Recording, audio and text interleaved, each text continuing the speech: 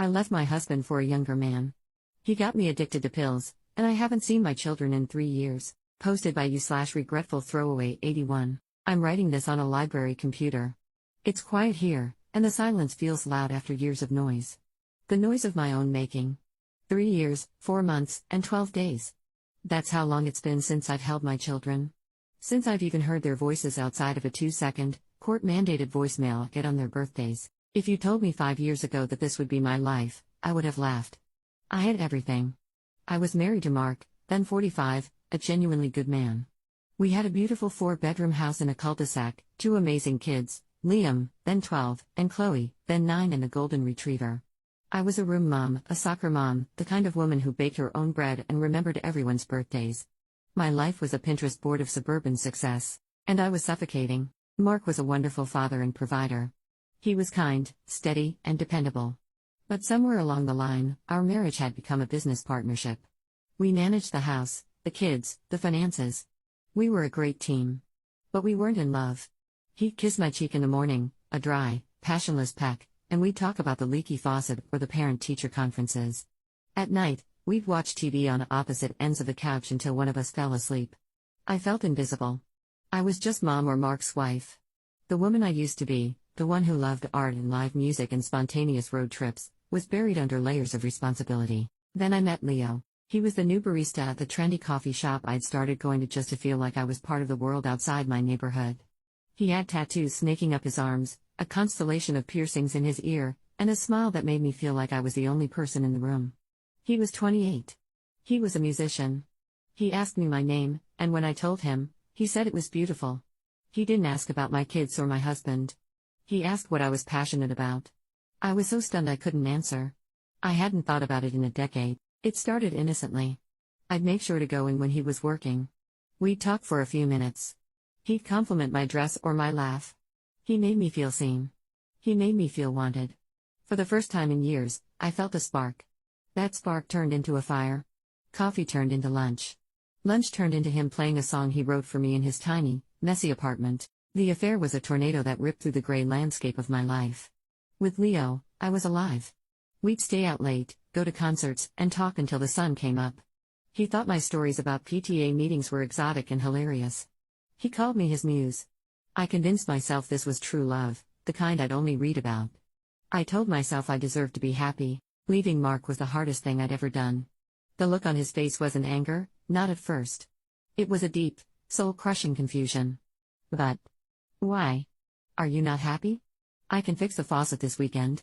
He didn't understand that it wasn't about the faucet. It was about everything. The kids were devastated. Chloe cried for days, begging me to stay. Liam just looked at me with a cold disappointment that cut deeper than any screaming match could have. My friends, my family, they all said I was making a catastrophic mistake. I called them jealous. I told them they didn't understand. I moved in with Leo. The first 6 months were a blur of passion and discovery. I felt like I was 22 again. But the edges of my old life kept intruding. The guilt was a constant, low hum. The weekend visits with my kids were strained and awkward. They hated Leo's apartment, hated his music, and hated that he wasn't their dad. That's when the pills started. It was after a particularly brutal weekend visit. Chloe had refused to even look at me. As I was sobbing in Leo's arms later, he pulled a small, white pill from his pocket. "Here," he said softly. "This will take the edge off. Just for tonight." It was a Xanax. I took it. And for the first time, the guilt went quiet. The anxiety melted away. I felt a warm, fuzzy peace settle over me. It became our thing. A tough day? A fight with Mark over the phone? A pang of missing my kids' bedtime stories? There was a pill for that.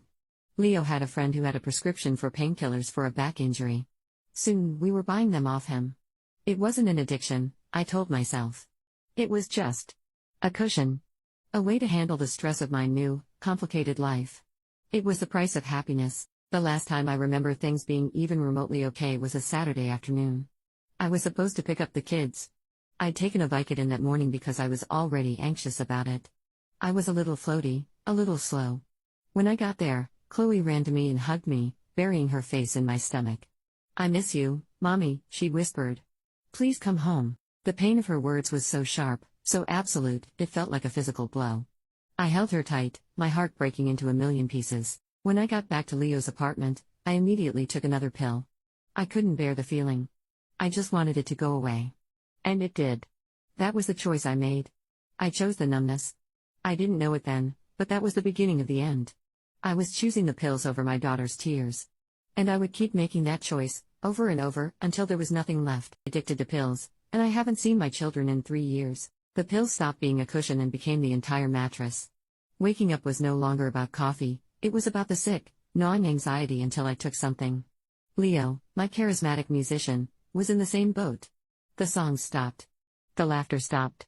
Our lives shrank to fit the dimensions of a pill bottle.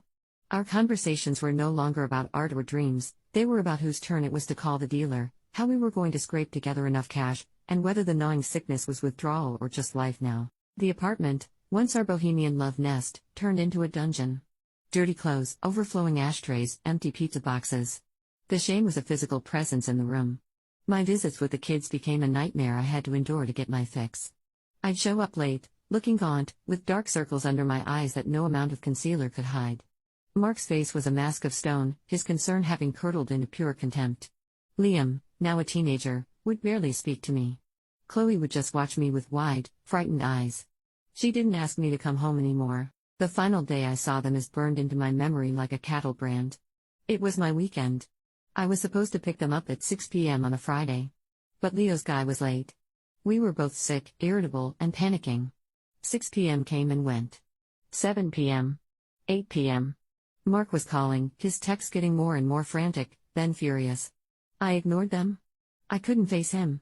I couldn't face my kids. Not like this. The dealer finally showed up around 9. We got high, and the relief was so profound it felt like salvation. In that moment, nothing else mattered. I passed out on the couch.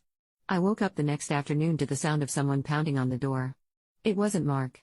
It was a process server. Mark had filed for an emergency order granting him sole custody. He cited my missed visit, my erratic behavior, and my suspected substance abuse. I wish I could say I fought it. I tried, in a way. I hired a lawyer with the last of the money I had from my divorce settlement. But it was a joke. Mark had documented everything. The missed calls, the incoherent voicemails I'd left, photos he'd taken of me looking strung out during drop-offs. The judge looked at me with such pity and disgust I wanted to crawl out of my own skin. He granted Mark's request. I was allowed supervised visits, contingent on passing a drug test. I never went to a single one. I couldn't get clean for a few hours, let alone a whole day. The restraining order came a few months later after I showed up at their school, high and hysterical, begging to see them. That was it. The door slammed shut. 3 years ago, life with Leo became a special kind of hell. The man I'd left my family for was a ghost, a reflection of my own desperation. The love was gone, replaced by a toxic codependency. We stole from each other. We screamed at each other. The only time we were kind was when one of us had managed to score. He wasn't my savior, he was my anchor, and we were drowning together. My rock bottom wasn't a single event. It was a Tuesday morning. I woke up on the floor. I couldn't remember the last time I'd eaten a real meal. My teeth ached. My body felt like it was made of broken glass. I looked in the mirror and a stranger looked back. A skeletal, gray-skinned old woman with dead eyes. Leah was passed out on the bed. I realized, in a moment of terrifying clarity, that if I stayed, I would die in that apartment. And my children would know their mother died a junkie who abandoned them. I walked out with nothing but the clothes on my back. I walked for hours until I found a hospital. I walked into the ER and said the 5 words that saved my life: I'm an addict. Help. The next year was the hardest of my life. Detox was a physical and emotional exorcism. I went to a state-funded rehab facility. I was surrounded by broken people, and for the first time, I didn't feel alone. I learned about the disease of addiction. I learned that my boring life wasn't the problem. The problem was a gaping hole inside of me that I had tried to fill with a man, and then with pills. Today, I am 2 years and 3 months sober. I have a small room in a sober living house. I work as a dishwasher. I go to meetings every single day. I am paying off a mountain of debt. I am slowly, painfully, trying to rebuild a life from the rubble. I have no contact with my children. My letters go unanswered, and I know Mark is just protecting them. He's right too. What could I possibly say? I write them letters anyway, letters I keep in a box under my bed. I tell them about my day, about my recovery. I tell them I'm sorry. I tell them I love them more than anything in this world, and that my greatest shame is that my actions never, ever showed it. I'm not writing this for sympathy. I deserve every ounce of this pain. I'm writing this as a warning. The next time you feel that itch for something more, the next time you think a person can be your salvation, please, think of me. Freedom isn't a person or a pill. I had freedom in my boring life. I was free to love my children, to be there for them. And I traded it all for a cage. I don't know if I'll ever see my kids again. But I'm getting clean for them. I'm staying clean for them. So that if, by some miracle, that day ever comes, they will see a mother who is finally, truly present.